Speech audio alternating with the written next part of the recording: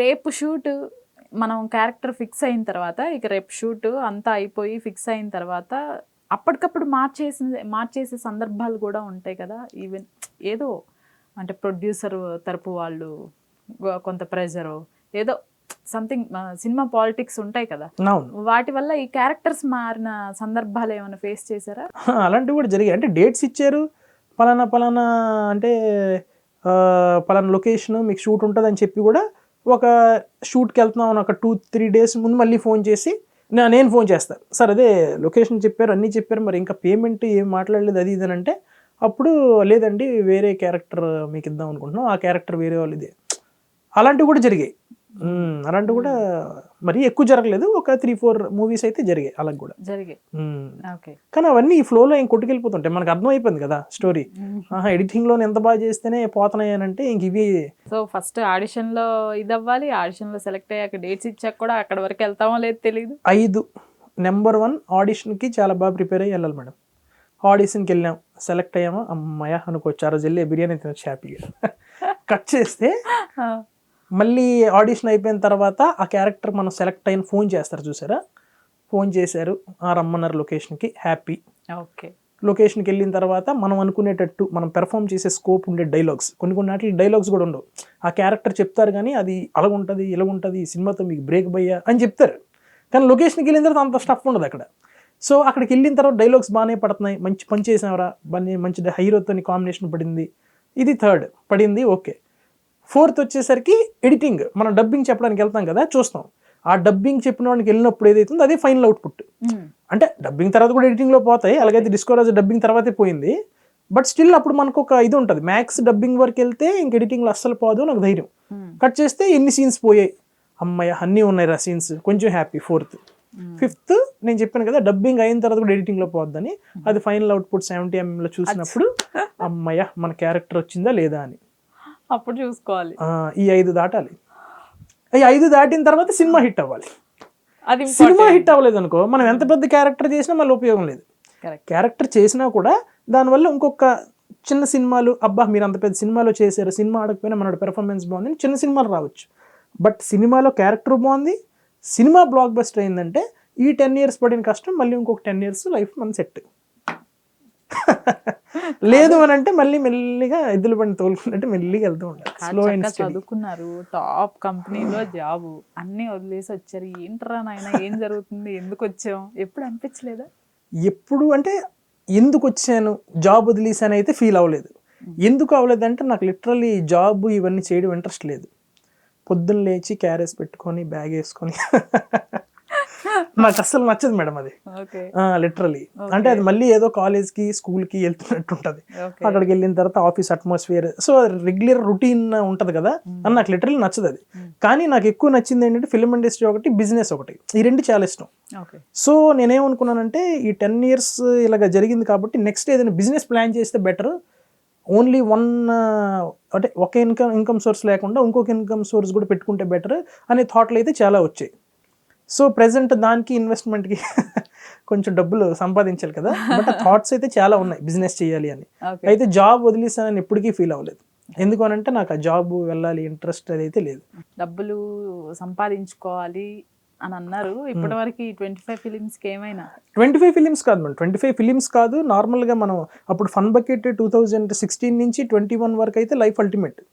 అంటే 2014 నుంచి 16 అయితే కంప్లీట్గా ఏమీ లేదు, జీరో. ఓన్లీ ఇంట్లో నుంచి డాడీ డబ్బులు పంపిస్తుంటే ఆ డబ్బుల మీద బ్రతకడం. ఎప్పుడైతే ఫన్ బకెట్ సక్సెస్ వచ్చిందో దాని తర్వాత నేను తిరిగి ఇంటికి డబ్బులు పంపించే స్థాయికి వెళ్ళాను. అది మళ్ళీ ఏదో తక్కువ అప్పుడు డాడీ నాకు మంత్లీ 6,000 పంపించేవారు 2014 నుంచి 16, 6,000 7,000 ఇంత రూమ్ రెంట్ కట్టడం అలాగంతే. తర్వాత నేను వాళ్ళకి 20,000 30 లేకపోతే 40 లేకపోతే 50 ఇలాగా. ఆ ఫన్ బకెట్ తర్వాత నాట్ ఓన్లీ మూవీస్ కాదు, ఈవెంట్స్ కూడా చేసాం మేము. ఇప్పుడు మన జబర్దస్త్ ఆర్టిస్టులు ఎలాగైతే ఈవెంట్లు చేస్తారో అలాగే ఈవెంట్స్కి ఎక్కువ డబ్బులు ఇచ్చేవారు. సో వాళ్ళకి ఈవెంట్స్ కానీ అండ్ టీవీ షోస్ కానీ, అంటే ఇప్పుడు గెస్ట్గా పిలిచేవారు టీవీ షోస్కి అవి, అండ్ ఏదైనా హోటల్ ఓపెనింగ్ అంటే ఏదంటే దానికి వెళ్తే, సో డబ్బులు 4 రకాలు వచ్చేవి. 20 ఇప్పుడు కరోనా 20 అనుకుంటా, 20 వరకు బాగానే ఉండేది. ఎప్పుడైతే 20 తర్వాత కరోనా వచ్చింది ఎవరింటికి వెళ్ళిపోయారు కదా, అవును. ఆ తర్వాత కొంచెం మళ్ళీ డల్ అయింది. కానీ మళ్ళీ 21లో వచ్చిన తర్వాత కూడా కొంచెం ఫ్లో బాగానే ఉంది. కానీ మెల్లిమెల్లిగా ఆ తర్వాత ఫన్ బకెట్ అనేది డౌన్ అయ్యేసరికి మళ్ళీ అవకాశాలు తగ్గాయి. ఓకే. అది ట్రెండ్లో లేదు కదా. ఒక మూవీ అయిపోయిన తర్వాత అసలు ఒక 4-5 నెలలు ఖాళీగా ఉండాల్సి వస్తుంది. అవునవును. రావచ్చు, రాకపోవచ్చు, వస్తే వరుసగా వస్తాయి, ఒక్కొక్కసారి డేట్ క్లాషెస్ కూడా అవుతాయి. ఇక్కడ అదే ప్రాబ్లం మేడం. నిజంగా నేను ఒకసారి అనుకుంటాను, అంటే మన దరిద్రం నా ఒక్కడికే కదా, అందరికీ దరిద్రం అనుకోలేదు. ఓకే.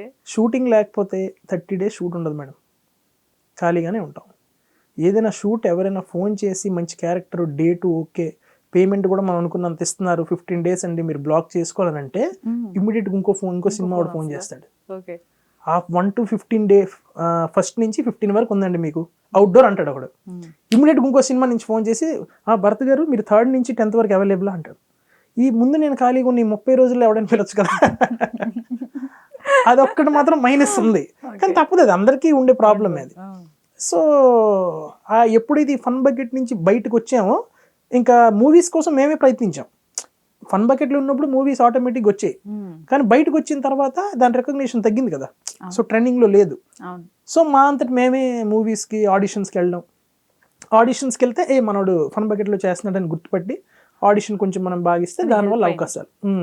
అంటే ఇది జర్నీ ఎలా ఉంటుందంటే కంప్లీట్గా సక్సెస్ ఇప్పుడు 2016 నుంచి 20 వరకు బాగానే ఉంది, తర్వాత డౌన్ అయింది, మళ్ళీ లేస్తుంది, మళ్ళీ డౌన్ అవుద్ది, ఇదంతా కామనే కదా. సో ఇప్పుడు నీ బిజినెస్ ప్లాన్ ఏదైతే ఉందో అది ఇంకొకసారి డౌన్ అయ్యేలోపు మనం బిజినెస్ ఒకటి పెట్టుకుంటే ఈ డౌన్ అయినప్పుడు ఇది చూసుకోవచ్చు కదా అని. సో ఆ థాట్ అయితే ఉంది. ఈ జాబ్కి మళ్ళీ వెళ్ళాలని అయితే లేదు. కాదండి, పేమెంట్ ఎగ్గొట్టినవి కూడా ఉంటాయిగా, అన్ని ఇచ్చారా? ఎగ్గొట్టినవి ఉన్నాయి మేడం. అమ్మో ఎగ్గొట్టినవి ఉన్నాయి, సినిమా పేర్లు ఎందుకులే కానీ ఆ డబ్బింగ్ కూడా నాకు వెళ్ళలేదు. ఆ సినిమాకి అయితే డబ్బింగ్ ఎందుకు వెళ్ళలేదు అనుకున్నా, పెద్ద సినిమా అది, డబ్బింగ్ ఎందుకు వెళ్ళలేదు అని అంటే సర్లే ఆ మేనేజర్కి ఫోన్ చేసి సార్ ఏంటి సార్ ఇలాగా డబ్బింగ్ నాకు చెప్పలేదు, సినిమా రిలీజ్ అంటున్నారని అని అంటే లేదండి వేరే వాళ్ళతో చెప్పించామన్నారు. డబ్బింగ్ వేరే వాళ్ళతో చెప్పించేసుకున్నారు. ఎందుకు చెప్పించారు అని అంటే నాకు పేమెంట్ ఇవ్వాలి, 4 days పేమెంట్. సర్లే ఇంకా అది ఎగ్గొట్టడం కోసం వీళ్ళు నాకు పెళ్ళలేదు అనుకున్నా. కట్ చేస్తే ఆ కుర్రోడు ఎవడైతే ఆ సినిమాలో నా డబ్బింగ్ ఇచ్చాడు చాలా వర్స్ట్గా ఉంది. ప్రతి ఒక్కరు అసలు నీ ప్లస్ నీ వాయిస్ కదా, ఆ కీచి గొంతుతో అంటే ఫన్ బకెట్లో చేస్తుంటా అది గొంతే నీకు ప్లస్ కదా, ఆడు ఎంత పిచ్చోడరా నీ గొంతు, ఆడి పేమెంట్ కోసం నీ ఇది కూడా తీసాడు అన్నారు. సర్లే ఇంకా ఉంటాయి అవన్నీ. అట్లా ఎన్ని సినిమాలకి ఎగ్గొట్టారు పేమెంట్స్? అలాగా ఒక చిన్న సినిమాలో ఒక 2 ఇవ్వలేదు, చిన్న సినిమాలు ఇస్తారు మ్యాక్స్, కానీ అతనిది ఏంటంటే ఒక అతనిది కొంచెం చాలా ఫైనాన్షియల్ ప్రాబ్లం అయిపోయాడు ఆయన. ఇంకా సర్లే ఫైనాన్షియల్ ఇబ్బంది పడుతున్నాడు కదా అని చెప్పి నేనే కొంచెం ఆగాను. చిన్న సినిమాలు వదిలేసేయండి. 2 years ఆగాను.